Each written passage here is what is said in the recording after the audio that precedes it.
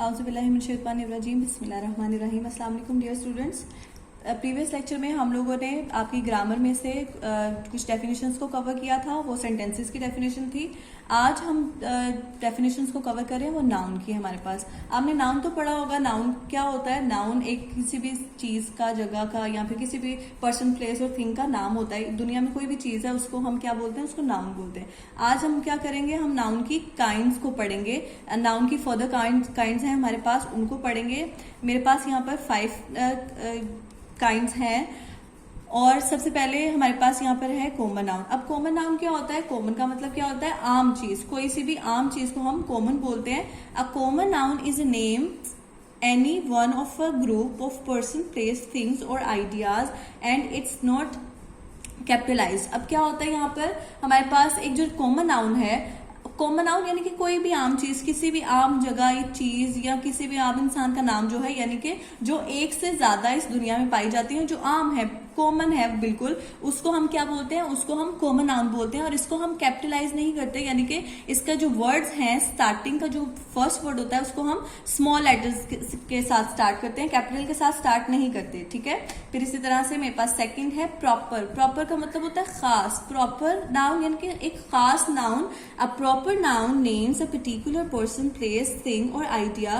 Proper nouns always being with the capital letter. अब यहाँ पर देखिए कि हमारे पास अगर हम देखते हैं कि प्रॉपर नाउन जो है वो खास चीज, जगह या इंसान या फिर किसी भी चीज का जो नाम है, हम उसको बोलते हैं। किसी खास आइडिया के को भी हम प्रॉपर बोलते हैं। और इसके अलावा अगर ऐसी चीज जो सिंगुलर हो या फिर यूनिवर्सल ट्रूथ हो, जो इस दुनिया में एक ही पाई जाती हो, उसको वो हमारे लिए क्या होता है? वो प्रॉपर होता है। जिसको हम स्पेसिफाई करते हैं कोई चीज, उसको हम क्या बोलते हैं? प्रॉपर नाउन बोलते हैं। जैसे अगर यहाँ पर मेरे पास, अगर यहाँ पर गर्ल है, कंट्री है, कॉमन नाउन है ना। कोई भी कंट्री हो सकती है, कोई भी गर्ल हो सकती है, कोई भी सिटी हो सकती है, कोई भी बुक और कोई भी रिलीजन हो सकता है। लेकिन यहाँ पर अगर मैं स्पेसिफाई कर रही हूँ, एक पर्सनैलिटी के बारे में बात कर रही हूँ, तो यहाँ पर मेरे पास कौन सी पर्सनैलिटी है? कायदे आजम। और कायदे आजम आपको पता है पूरे वर्ल्ड में एक ही थे। Quaid-e-Azam is our founder of Pakistan. तो वो क्या था? वो सिर्फ एक ही है, मतलब कि उन्होंने इस कंट्री के वो मतलब फादर ऑफ नेशन है, और वो एक ही इंसान है। उनके नाम के तो बहुत से लोग हो सकते हैं, लेकिन वो जो करेक्टर है वो सिर्फ एक ही है हमारे पास। फिर इसी तरह से अगर मैं बुक की बात करती हूँ, यहाँ पर बुक्स तो बहुत सी होती हैं, लेकिन जब हम इसको स्पेसिफाई कर रहे हैं, तो वो हमारे पास कौन सी बुक आ गई? हमारे पास होली कुरान आ गया। और होली कुरान एक ही बुक है, वो अल्लाह ताला की किताब है, अल्लाह ताला ने उसको नाजिल किया। और वो सिर्फ इस पूरी दुनिया में उसकी कॉपीज तो बहुत सी हैं, लेकिन वो एक्चुअल में बुक तो एक ही है ना। फिर इसी तरह से अगर यहाँ पर अपना कोई कंट्री देख लेते हैं, अगर सिटी देख लेते हैं यहाँ पर, तो लंदन है यहाँ पे। अब लंदन जो है इंग्लैंड का एक शहर है, और ये पूरी दुनिया में सिर्फ एक ही सिटी है। इसके नाम का दूसरा सिटी नहीं है, या इस जैसा कोई और सिटी नहीं हो सकता। फिर इस तरह से अगर हम कंट्री का नाम, अगर कंट्री की बात करते हैं, तो हमारे पास पाकिस्तान है। पाकिस्तान पूरी दुनिया में एक ही है ना, जिस कंट्री में हम रहते हैं वो पाकिस्तान है। तो जो चीज स्पेसिफाई कर दी जाए उसके नाम के साथ, स्पेशल नाम के साथ, उसको हम क्या बोलते हैं? वो हमारे पास प्रॉपर नाउन हो जाता है। फिर इस तरह से नेक्स्ट मेरे पास है कलेक्टिव नाउन। अब कलेक्ट आपको समझ आ रहा है? कलेक्ट, कोई चीज, किसी चीज को कलेक्ट कर दिया जाए, किसी चीज को कंबाइन कर दिया जाए, किसी चीज का कॉम्बो बना दिया जाए, तो अब क्या होते हैं हमारे पास collective nouns? Collective nouns refers to a set of group of people, animals और थिंग्स। अब क्या करते हैं हम कि बाज़ औक़ात ऐसा होता है कि हमें बहुत सी, अब स्पीशीज तो किसी भी चीज की एक है, जैसे हम इंसानों की बात करें, लेकिन अब हमें ये नहीं पता कि इंसान कहाँ का रहने वाला है, इसका कल्चर क्या है, इसकी लैंग्वेज क्या है। तो हम क्या करते हैं? उसके पूरे ग्रुप को हम क्या करते हैं? एक स्पेसिफाई करके, उसको स्पेसिफिक नेम देकर हम क्या करते हैं? उनका ग्रुप अलहदा से बना देते हैं, ताकि हमें पता चल जाए ये ग्रुप जो है ये इन लोगों का है। जैसे अगर आपकी क्लास में देखा जाए, अगर आप 5 क्लास में हो ना, तो आपको एक पूरी क्लास, अगर आप सारे बच्चे मिलकर एक क्लास में बैठोगे, तो हम कहेंगे ना कि 5 क्लास है। अगर एक बच्चा 5 क्लास में बैठा होगा, तो हम उसको तो नहीं ना 5 क्लास बोल सकते।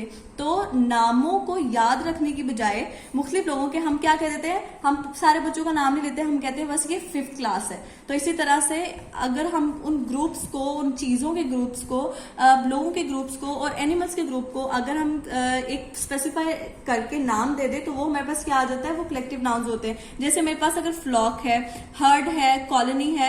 फ्लॉक हम क्या कहते हैं, फ्लॉक किसी भी बर्ड्स के जो झुंड होते हैं, यानी कि बहुत ज्यादा ढेर सारे बर्ड्स अगर उड़ रहे होते हैं तो हम कहते हैं ये उसका फ्लॉक है। इस तरह हर्ड अगर बहुत सारे कैटल यानी कि बहुत सारी भेड़ बकरियां या बहुत सारे जो जानवर हैं अगर किसी जगह पर इकट्ठे होते हैं तो हम उनको क्या कहते हैं कि ये उनका हर्ड है। हम ये नहीं कहते हैं ये इतनी भैंसें हैं, ये इतनी काउज हैं या इतने भेड़ बकरियां हैं, हम उनको काउंट नहीं करते, बल्कि हम क्या कहते हैं, हम बता देते हैं कि ये पूरा के पूरा एक हर्ड है। फिर इस तरह से कॉलोनी, जब बहुत सारे लोग या बहुत सारी जो चीजें हैं, कुछ जानवर हैं वो इकट्ठे रहते हैं तो वो क्या मिलकर बनाते हैं, वो कॉलोनी बनाते हैं। तो इस तरह से हमारा कलेक्टिव नाउन हो गया। फिर इस तरह से हमारे पास आता है काउंटेबल नाउन। अब काउंट से पता चल रहा है, काउंट का मतलब होता है गिनना, और एबल का मतलब जो काबिल हो गिनने के, यानी कि जिनको गिना जा सकता है हमारे पास। अब यहाँ पर देखिए, countable nouns are things that we can be counted. ऐसी चीजें जिनको हम काउंट कर सकते हैं, जिनको हम क्वांटिटी के हिसाब से गिन सकते हैं। They have a singular and a plural form, और वो सिंगुलर भी हो सकती है और प्लूरल भी, यानी कि वो एक चीज भी हो सकती है और ज्यादा भी हो सकती है, क्योंकि काउंट तो ज्यादा चीजों को किया जाता है। फिर इस तरह से the singular form can use the determiner a और एन। अब हम इसके साथ डिटर्मिनर या फिर जिनको हम अपने आर्टिकल्स बोलते हैं वो यूज कर सकते हैं। जैसे ए आपको पता है कॉन्सोनेंट्स के साथ इस्तेमाल होता है, और एन जो है हमारे पास वॉवल्स के साथ इस्तेमाल होता है। वॉवल्स कौन से होते हैं, ए आई ई ओ यू वगैरह को हम वॉवल्स बोलते हैं। उनके साथ अगर हमारे पास सिंगुलर काउंटेबल आता है तो हम इनके साथ अपने ये जो आर्टिकल्स हैं ए और एन, इनको इस्तेमाल कर सकते हैं। जैसे कि एक कप, एन